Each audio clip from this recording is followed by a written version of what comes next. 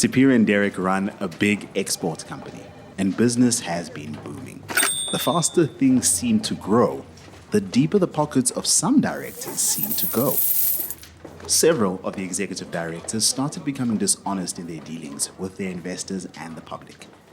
But there were also innocent non-executive directors, such as Superior and Derek, who were sitting on the board.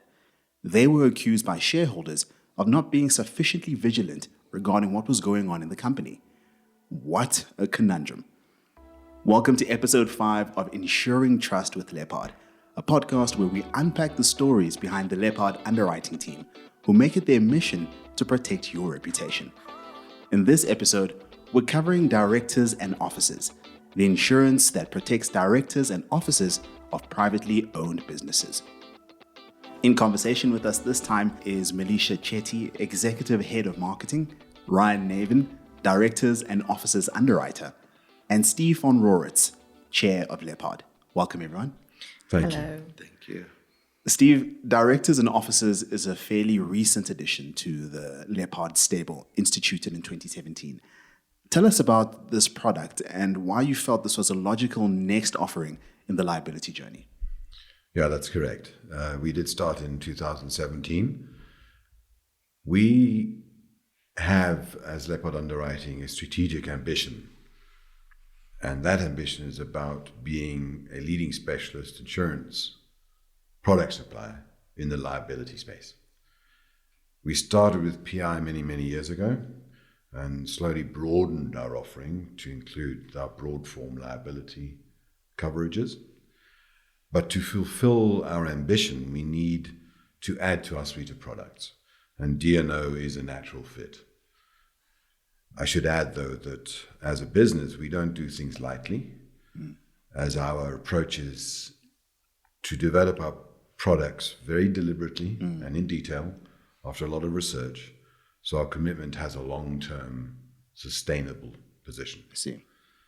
This is exactly what we've now done with D&O, and we think this is a space where we believe we could shine. We have skill sets, and we have a service offering that brokers and customers will enjoy. Okay. Milesha, you're passionate about contributing to the growth and development of directors. How do you think adding a product of this nature may contribute to growth of directors? Thanks for that. So this question is quite wide, and I think that before chatting about the value of the D&O product, we need to understand the world of the director. So D&O product is also known as Directors and Officers liability. Yeah. It's commonly known as D&O, Yeah. so you'll hear me refer to it as such.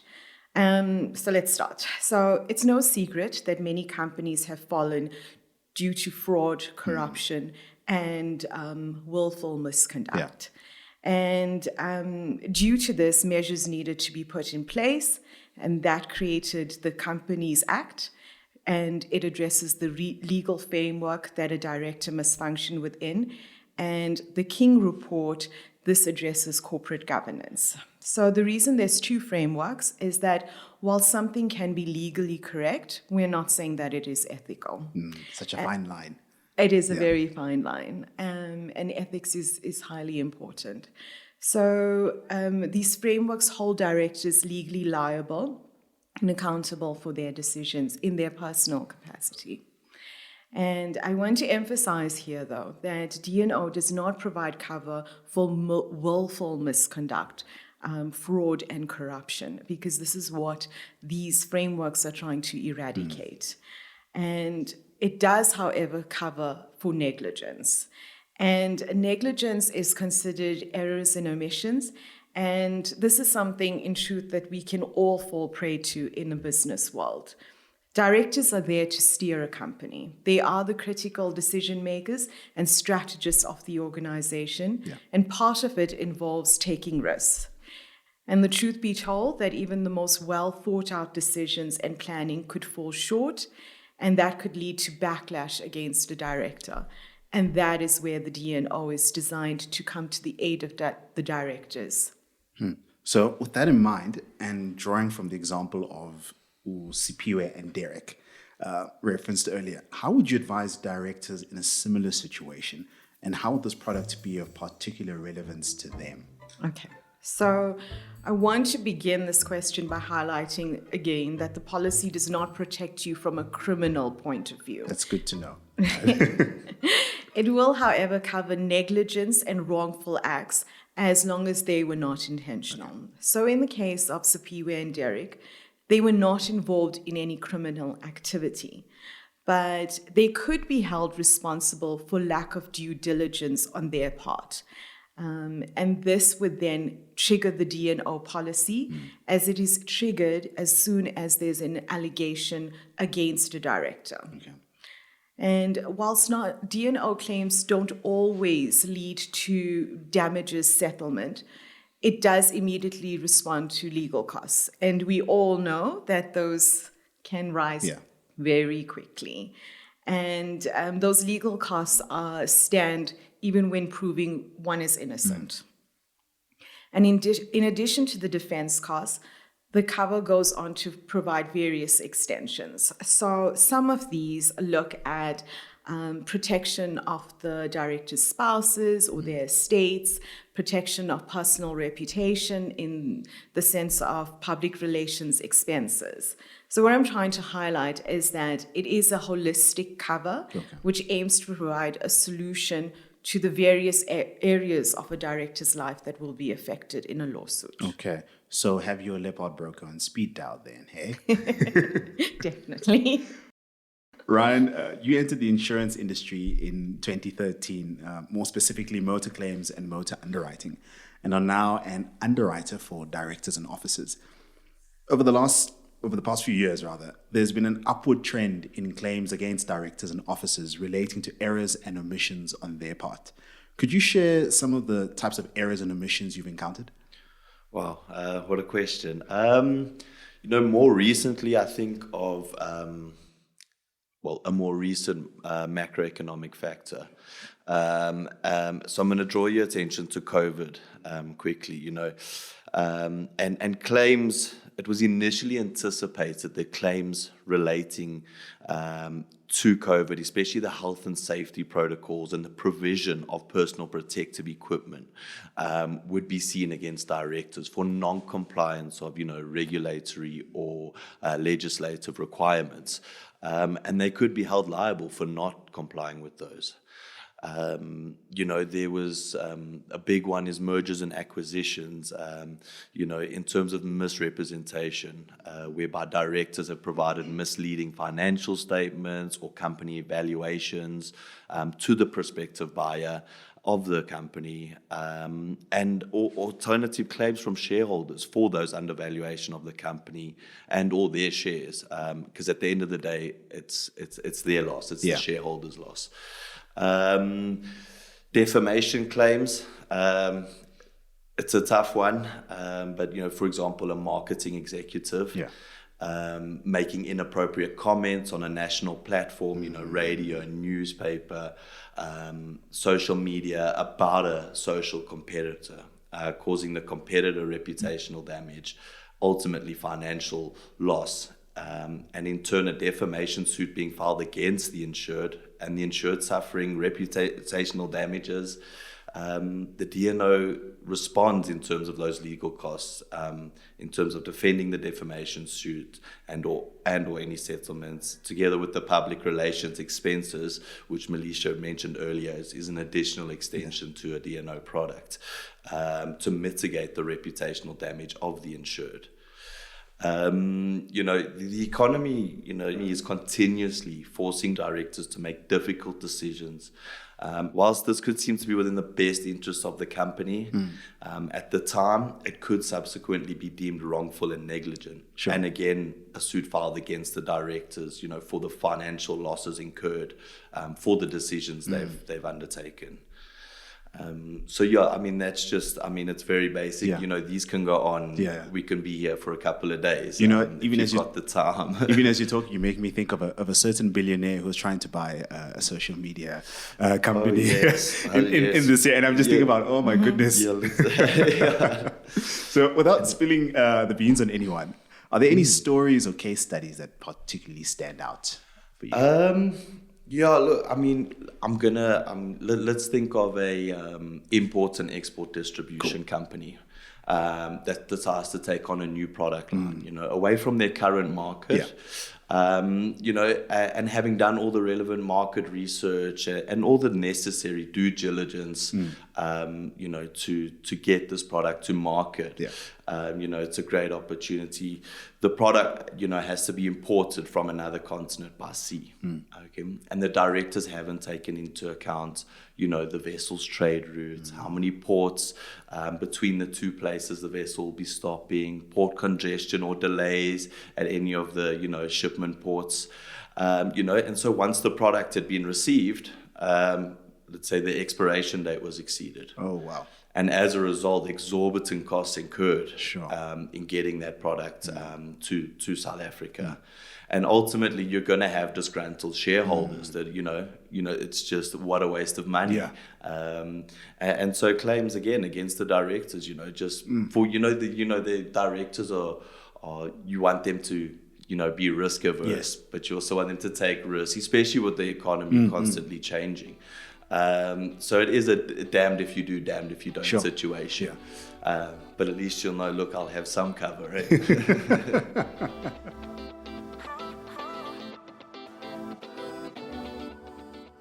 Steve, at the heart of the Leppard ethos is protecting your client's reputation. What happens when a director makes an ill-considered statement to the press that seriously damages the reputation of a company? Yeah, this is a big one. So reputation is so important to any company, and it's really a dangerous space when comments are made flippantly. I personally had that experience, having made flippant comments in a listed environment, but we'll leave that for another day. And it's especially the case for listed environment. You referenced just now a billionaire. We'll consider that same billionaire who makes some public comments or off-the-cuff comments. We've heard him say those things, and others have done so as well. There is potential for material share value movement and unhappy shareholders and claims. The consequences of damaging one's reputation can be profound. And it is not just all about ill-considered comments. Consider the impact. There was a business by the name of Arthur Andersen, which is a global audit and consulting business. They were involved with the Enron Group, the energy company, and they were involved in that audit. And they were found to have underperformed professionally, and they proceeded to shred a lot of documents. The consequence of the failure of that reputation, the collapse of reputation, collapsed the whole business. And now you think about those kind of issues, and ultimately the huge consequences to employees, to creditors, to shareholders, and others. Yeah. To bring it back to the D&O policy, there is support offered, but as Milesha has said, not for deliberate, intentional, purposeful, fraudulent acts. The Companies Act confirms all of those things as well.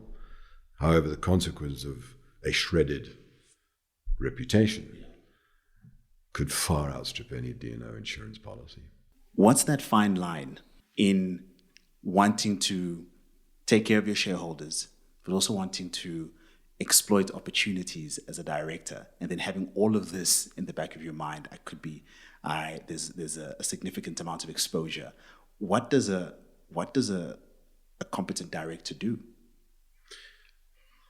He has to act deliberately, but not fraudulently. So I was picking up on what Ryan has said. Yeah. The company, any company, is going to set its stall out, confirm its strategic ambition, and has to take some risk. The capital that comes onto a balance sheet has a choice. Yeah.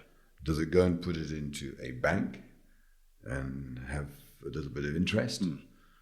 Does it put it on red, or does it put it into a company where the company has set out its stall, confirmed its strategy, but there is risk? Yeah. And the return for that risk is something higher than what you'd expect to get from a bank. Risk and reward are a mirror of each other. Yeah. And a director, when getting into a business such as ours, even as Leppard Underwriting, has to understand that could fail. The shareholders understand it could fail. Yeah. You could also have a good win. But it can't be done in such a way that it's reckless, that we just don't care about what we underwrite on a daily basis. The recklessness and the level of recklessness is an issue. A director supporting something that is reckless is going to have a problem. All right. So, as mentioned earlier, you pointed to it as well, directors and officers are accountable for their management decisions and can be held liable in their personal capacity. What should directors do to manage their exposure? And you do quite a lot, but if you think about it as a sort of director's liability 101, it really is it's not good enough anymore to take on a director role and not consider the exposure it brings. Gone are the days of turning up for a board meeting and having a nice lunch. The profile director, because he used to be a good sportsman or something, and has some nice connections, it really is dead. So in considering taking on the role of a director, anyone needs to consider some pretty basic things. They've got to do their due diligence. Ryan mentioned that just now. Due diligence of the company itself, its market position, what they do, financial soundness and the like.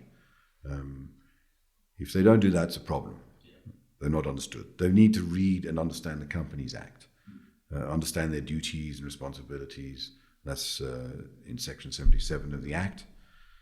Carefully consider the company's MOI, because that sets out what the company's is going to be, their rules, as it were, and how they work with their directors and what promises they give to their directors, what rights the company has to confirm what they do with director indemnity. Check that the company has D&O cover, that it reflects the complexity of the company, especially as it relates to size, number of shareholders, creditors, what loans are on the balance sheets, what assets they're in control of, all of those elements. Then finally, there is a section under the Act, 77.9 of the Act. It does excuse a director from liability. Okay. But they have to act honestly and reasonably to be able to give effect to that section. So a director always, without failure, without exception, must act unwaveringly, honestly, pay proper attention to all the matters and the detail that's provided. Make sure all the information is considered carefully. Act sensibly. I mean, to me, probably that's the one big thing. A director sitting there, you've got business sense. Use your sense. Make sure your radar is out there and listen. Sure. That's a 101. There's a lot more. All right. Milesha, you've got a background in commerce, and we know that one of your superpowers is relationship building. How does a product of this nature and the other products in the Leppard stable help improve organizational relationships overall? Okay. So flattery will get you everywhere. Thank you so much for that compliment. So any professional or business has a liability exposure, and that could be D&O, PI, or broad form liability exposure. And all of these exposures, they have impacts on our insured's company, their professional reputation, and livelihoods. And what we do at Leppard is that we live by our promise to protect our insureds. And this runs deeper than underwriting risk exposures and paying claims. We find a solution in times of crisis and stand by our insured, getting them through the process so that they can continue to build their business and live out their stories. So, as I close then, before we close, on the Leppard website, landing page, there's a superhero looking off into the distance. So I'm going to ask Ryan a two-part question. What do you enjoy about your job? And secondly, what's your superpower that you bring to your clients and brokers? So I'm just a quick correction. Yeah. I don't consider this a job. Okay. I think a job is fulfilling a task in return for a salary. Okay. For me, this is a career. But what I love most about my career is the endless opportunities. The industry is so wide. Yeah. It is so diverse. And actually, it reminds me of a saying, jack of all trades, master of none, right? And, the Leppard environment allows me to learn specifically from my colleagues within Leppard. We have specialists in almost every aspect of liability insurance, and having direct access to that knowledge and those skills, together with the leadership and mentorship which surrounds me here at Leppard, there's no reason why I can't be master of all trades. And to answer the second part of the question, what's the ninja power I bring to my clients and my brokers? Part one, the superhero. I think, we make the broker the hero. We go out of our way to ensure that he is seen in the best light with his client. And we will do anything within our capability to go out of our way for our brokers. And secondly, I like to think I'm a bit of a social butterfly. Okay. So I like that networking, building those relationships. As long as it's not on a golf course, I'm happy. Steve made that mistake a couple of weeks ago, and I would have preferred to stay back at the club and have a chat to some of the other participants. But otherwise, that's it. It's that relationship building. But not just in a work sense. Understanding all those different personalities out there, and just like I said, this market is so diverse. Sure. And so many amazing characters out there. Awesome. That's it from me. Well, on that note, thank you for joining us. We look forward to having you and some of the team again in the next episode of Ensuring Trust with Leppard. To listen to previous episodes, check out the social media channels on YouTube, LinkedIn, Instagram, and Facebook under Leppard Underwriting, and on Twitter at Leppard_writing. To find out more about Leppard products or to get support as a broker, visit leppard.co.za. Till we meet again, make sure your reputation is protected.